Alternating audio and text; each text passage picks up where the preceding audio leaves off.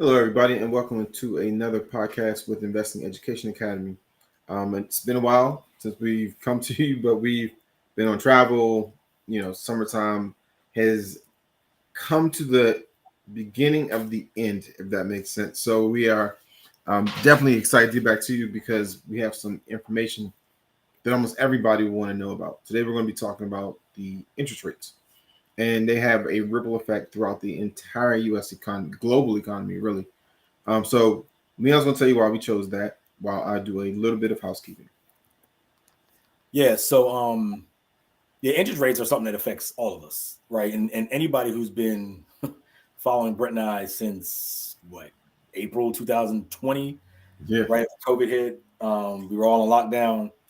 Um, at that time, rates were, everyone was worried about COVID. Like nobody cared about anything else. It was just all about the virus. But then what happened was inflation started to take off in April of 2021. And the reason that happened was because world shut down. Parts of the world slowly started to open back up later half of 2020 into 2021. And there was just still demand for products, right? We still needed, I mean, a lot of us remember the whole toilet paper shortage that everybody freaked out about. And that was because, again, supply chains around the world were shut down, but there was still demand for these products. So business 101, supply and demand, more demand than supply, prices go up. So inflation took off starting in March through the end of 2021. Federal Reserve at the time was like, hey, it's transitory, meaning that it's happening now, but it'll subside over time, which is a fact, right? When he said transitory, he meant short term. He meant 6 months, 8 months, maybe a year that it would start to subside, and it didn't. It actually accelerated into the end of 2021. So finally, the Fed got And real quick, and also to accelerate at a rate that we really haven't seen for decades. Like right. this is not the normal acceleration. I mean, literally like decades. So when Leon says accelerates at a speed over a short period of time that has been faster than most of us have seen in our lifetime. Yeah, and the crazy thing is that like governments around the world had actually been wanting inflation to happen because a lot of, even in the US, there was worry that we might move into deflation. And that's where prices spiral downward and then can't be stopped. So when inflation hit, initially it was like, it was for the wrong reason. Again, it was for COVID. But some companies were like, hey, this is kind of a good thing because we actually could kind of raise prices, get a little bit of pricing power. None of that happened. Inflation, I mean, so effectively in March, April of 2021, inflation was effectively zero. I mean, it was the average 2%, 1.5%, 2% per year that we're typically used to seeing. Like Brent said, from March 2021 through a year later, March 2022, inflation went from effectively, let's say, 2% to 9%. In around mid-year, say June of 2022, inflation was running at 9.1% in 1 year. That was just over 1 year. Again, we're used to like 1.5%, 2%. So inflation. And yeah, Leon, I'm gonna jump back in and out during this. Mm-hmm, yeah. What that means is money costs more money, and goods cost more. Yes. By 10%. Yeah. And so when you think about like, well, when it says inflation was up, like, why do I care? And most of you all are listening on your treadmills right now, or you're watching this live, or you're watching us on YouTube, wherever you may be watching us.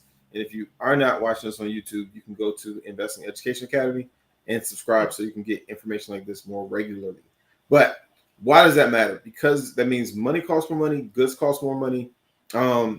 Everything that surrounds interest rates has a ripple effect in all of our lives. Whether we think, oh, well, it doesn't affect me, I'm not looking to buy a car. Or, it doesn't affect me, I'm not looking to buy a house. But maybe you have engine problems or something happens on your car and now you have to go buy parts.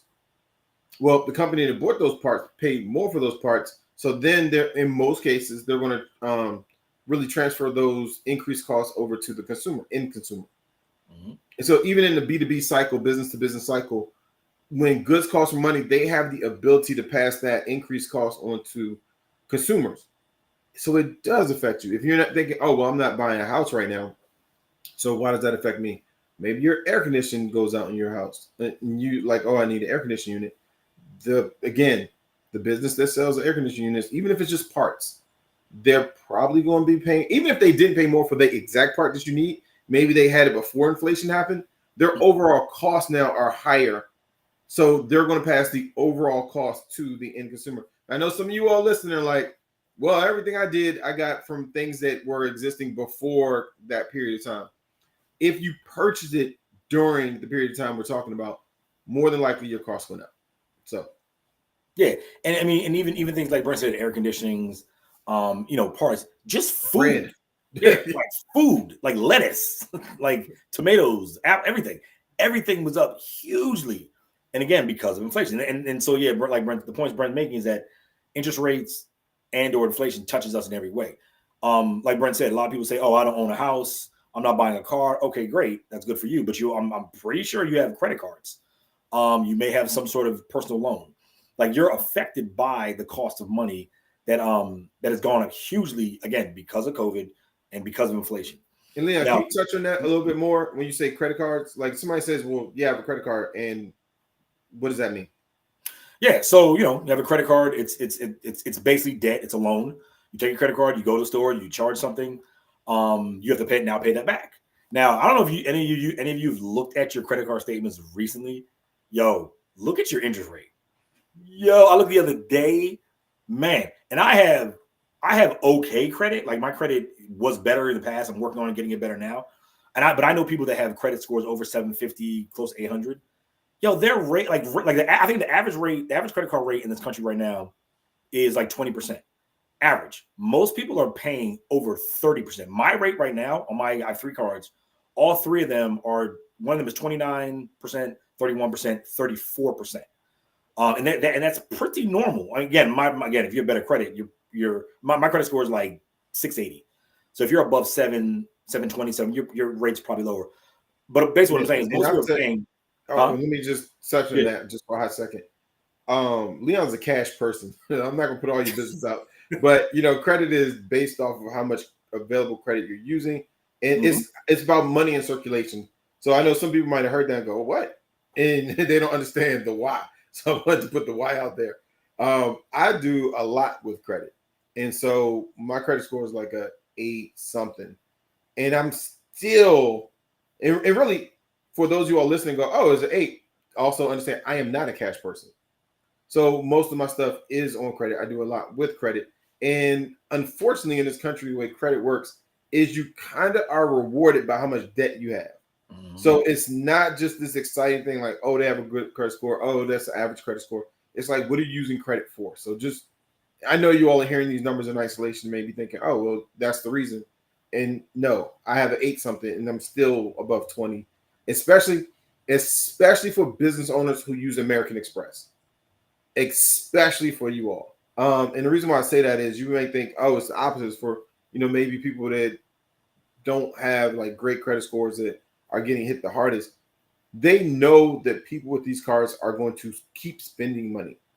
And they know that these cards are designed for business individuals, mainly American Express. I mean, everybody has it, but a lot of it was originally designed for business owners. And those interest rates, I mean, you're talking like some of them may be like 40%. And so in a given month, if you are a regular person living a regular life and maybe charging things and paying the minimum, you're more than likely going to be paying the minimum for at least 40 years. Like by design, if you're paying the minimum. Most of the money you're paying every month is going towards interest, which is what we're talking about today. Yep. And like Brent said, he has over 800 and still paying an interest rate above 20%. I've gotten more into using credit the last couple of years because, long story, just I'm like the typical person, ran up a bunch of credit in college, score went to damn near 0 because I didn't pay it back. That whole irresponsible college thing. I'm now repairing a lot of that. So I've started using my credit more recently. But again, I'm still at like 680. I'm working on that. My rates are effectively above 30%. And like Brent said, he has 800. He's still paying above 20%. So rates are just high, just across the board. Now, good news, right? So we've been through the bad news, right? Good news is that so So remember, inflation peaked at 9.1% in June 2022. Through today, or let's say through this month, inflation is down about 2.5%. So that just means over the last year, inflation has increased by 2.5%, whereas 2 years ago it increased in 1 year by 9.1%. The Federal Reserve target, they want to get inflation annually down to 2%. So we're close to that, right? And they've said, hey, once we get close to 2%, we'll start cutting rates. Well, Jerome Powell, head of the Fed, had a meeting a couple of days ago and said we're at that point now. So they're going to start cutting rates. Likely, I mean, nothing's guaranteed, but they basically signal they're going to make the first interest rate cut next month in December. And they meet three more times for this year. They meet next month where they'll probably cut. They meet in, so what was it, September? 3 times the rest of the year. They meet next month and then November, December. Nobody knows if they're going to cut in November, December. I personally think it's going to be based on the data. I think the reason they're really cutting now is because the jobs data that came out this month pertaining to last month, it was a huge miss, right? So the jobs data was expecting that the U.S. would create, I think, like 144,000 jobs, and it only created, I think, like 105,000. So that was a huge miss, and that really spooked the Fed because they have a dual mandate. One, keep prices low, but also keep full employment. So what they're worried right now is that rates are too high. Companies aren't spending a lot of money. They're not expanding. They're not hiring people. So now they're like, okay, we got to get this. We got to keep the employment rate. Because right now the employment rate is about 4%. Historically, high rate is anything above 5%. So it's still low, but the Fed wants to keep it there. They want to keep unemployment low. They want to keep the amount of people working at a high rate. So they're looking to cut rates. So into the future now, we're going to start seeing rates being cut maybe monthly, maybe every other month, which every other meeting. We'll see. It depends on the data. Other major point that affects us is mortgage rates, right? Like that's most people's biggest expense is their house.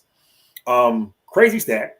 So in October of just last year, 30-year mortgage rate was at 8.03%. So if you want to buy a house last year, if you bought a house October of last year, maybe a little before that, your interest rate is above probably 7.5% and maybe even above 8%, which is crazy. Now remember, just 2 years ago, people were getting rates 2 and 3%, right?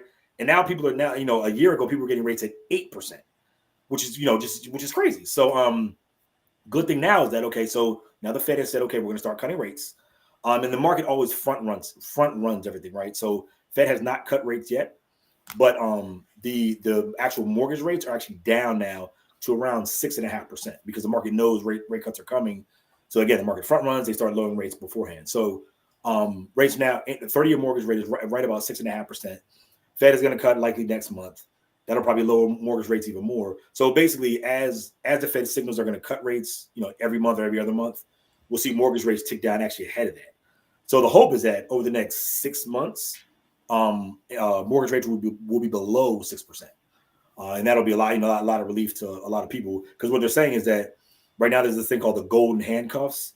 It's where you have people. I don't know what yours is, Brent, but I know people that have rates in the 2 and 3% on their mortgage rate. And they actually want to move, right? But they're like, there's no way in the world I'm paying 8% to buy a new house, or even 6%, or even 6.5%. They're saying, look, I need it somewhere in the 5, maybe between 5.5 and 4.5 rate, and then they'll consider selling the house. That's why the housing market has been locked up because people sitting on huge amounts of equity, but they can't do anything with it because they can't move, they can't unlock it, they can't sell, they can't really sell the house. They don't want to sell the house because they don't want to take on a higher rate. So as these rates come down, and Leon, for those of you all who are thinking like, well, why does the rate matter? When you go to get approved for a mortgage, let's say a person is going out to get, person X is going out to get approved for a mortgage. They're only going to get approved at this interest rate. They're going to get approved for like this much house. And so with the interest rates being high, they only get approved for this much house, which means you over here as person Y trying to sell it, the market has cost money to cost more.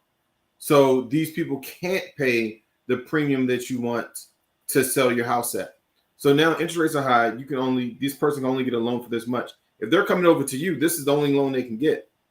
So they're saying, look, will you sell it to me for this? And that's not what you want. So people just say, you know what? I'm not selling. In addition to what Leon is talking about, they're like, well, I paid 2, 3%, maybe 4% for my mortgage, and rates are 6, 8, 9. I'm not going to leave a 4% situation and go over to a 6 to 9% situation. So I'm not going to sell my house. Right. So not only can the person not get the money that I want to buy, even if they do, I don't now want to go out and have to pay this, in their mind, a premium for money to pay for this next house. So everybody's kind of standing there where they are. But when this person X is now, the mortgage rates come down, what happens is they can buy more house. So they can buy more house now. So they have more money to give to person Y who's selling their house. And person Y is saying, okay, now I can get more money and people can actually pay me that. And I don't have to go out and now find a new loan at this 6.7, maybe it's 4.6. That's more of incentive for me to release these handcuffs, which the handcuffs are a great mortgage rate. It's called golden because they're supposed to be like nice. They're fancy handcuffs. So golden handcuffs is the term. They have it in business too, based on your benefits. Again, whole nother thing. So now their golden handcuffs are connected to this really good interest rate. Once the interest rates become better across the United States, or maybe they're traveling internationally, they're like, okay, I have more options. I'm more likely to do other things. And that is when the golden handcuffs come off as interest rates go down. And the other thing that's crazy is that rates, so when rates were at, let's say, just that crazy 8% last October, right? You also have to remember that home prices are up anywhere from 20 to 50% over the last 2 and 3 years, right? So imagine paying, 8% on a property now that's now worth 50% more, right? So your payment is massive because remember, your interest rate is just a percentage of the loan that you take out. If that loan you take out is 50% higher than what it would have been 3 years ago, that's a huge payment. So that's why the housing market has been in basically been frozen, because no one that has a 2-3% rate, as Brent said, is going to come out and pay 8% to move. And on top of that, the home they have to buy now is going to be 20 to 50% more. So it's just they've seen never been anything like this in the history of the U.S. housing market. And of course, we haven't had a pandemic in over 100 years, so these are unprecedented times. But again, having said all that, the good news is that the Fed is likely to start lowering rates next month, and they're actually on a lowering path. So from was it March 2022, they were on a raising path, like every month or every other month they're raising rates. Now going forward, they're going to be lowering rates maybe every meeting, maybe every other meeting.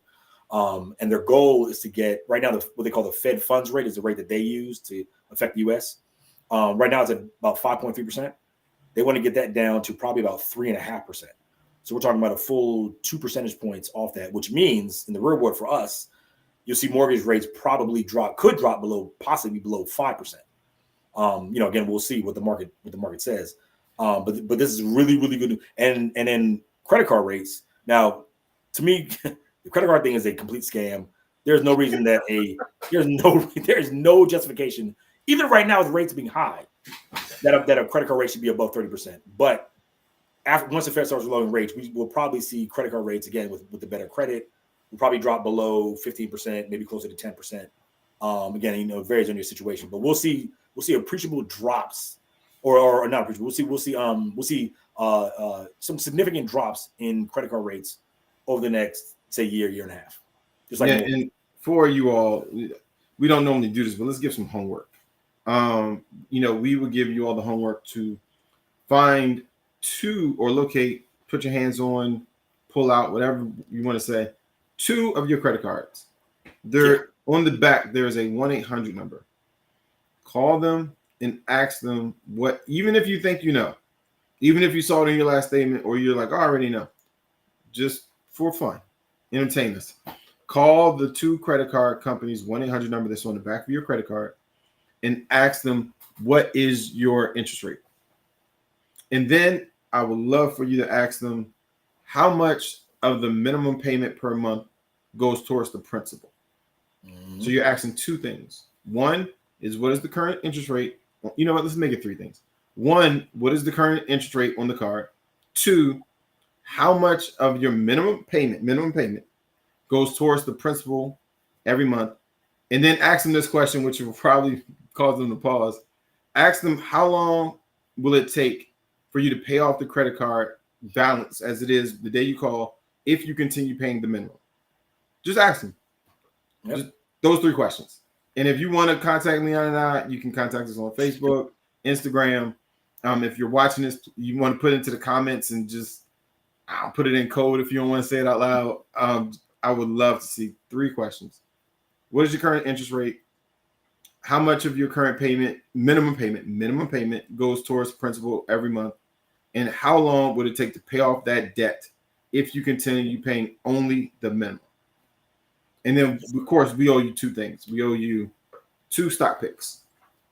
So, go ahead. No, I was going to say, yeah, I'm actually curious to do that myself now.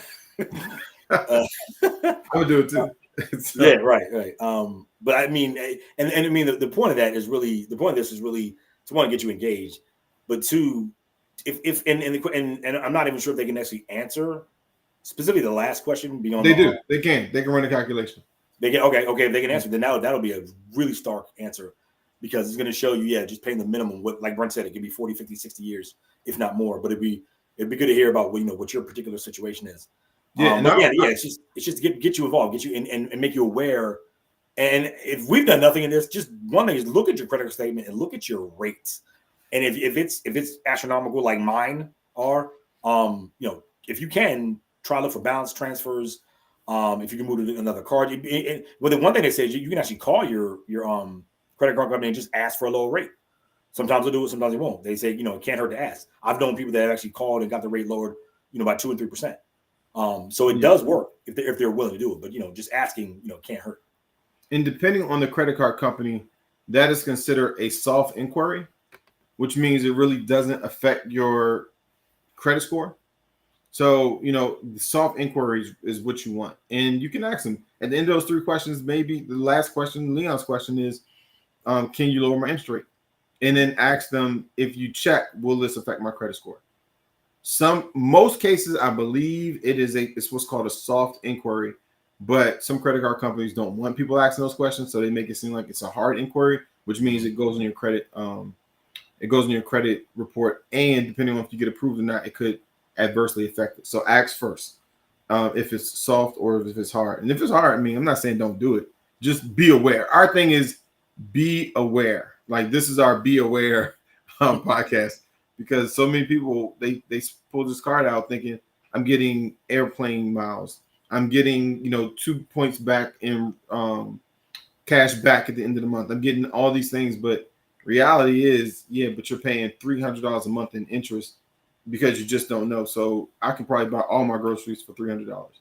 And one of the things, even if your minimum payment is like, $50 and you have a balance of like, $2,000, that right there is a red flag. But if you're like, okay, you know what? I'm gonna pay $100. So you're doubling, you feel like, okay, you feel good. You're doubling up your payment. Again, you're really still not doing much because remember, you're anywhere from 20 to 30% of that is interest alone.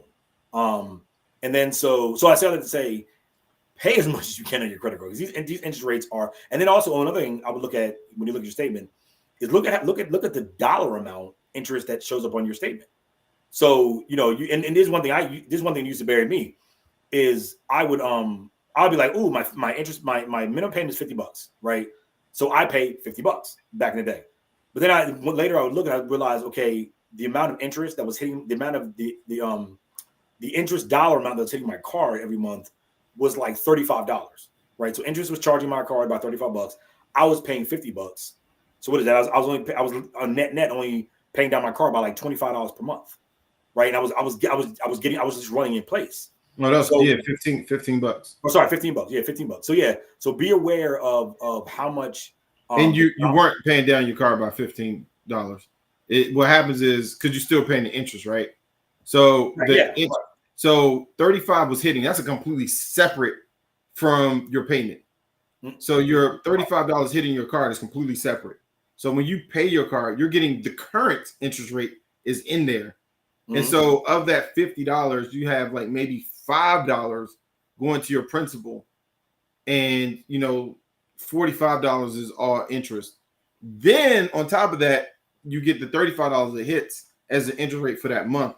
So it's actually completely separate. So your net is. This is also why that third question is important. How long will it Right. take if I pay the minimum? Is this Right. it'll blow your mind. It'll Yeah. absolutely blow your mind. And I yeah, had one card that I called and I asked them this. I ask my credit card companies and stuff all the time.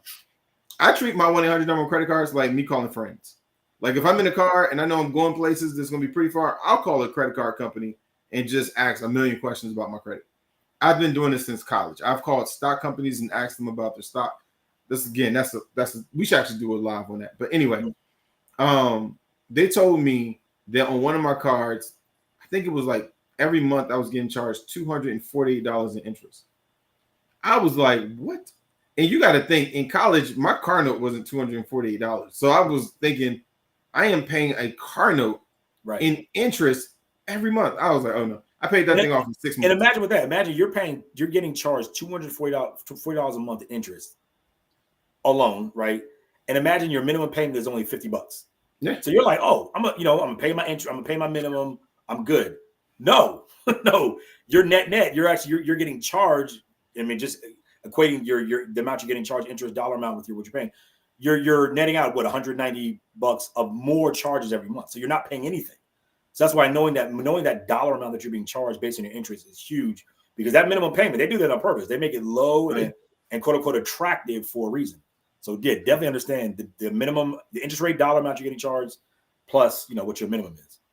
So we will put our 2 picks into the group, and hopefully this is kind of a call to action for you all to do something different.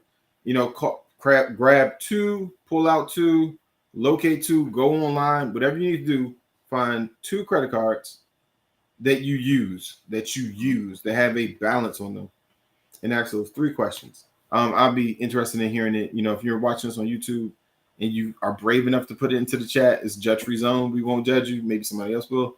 Do so if you're watching us live on Facebook and you want to do it while we're talking and just pop it into the comments.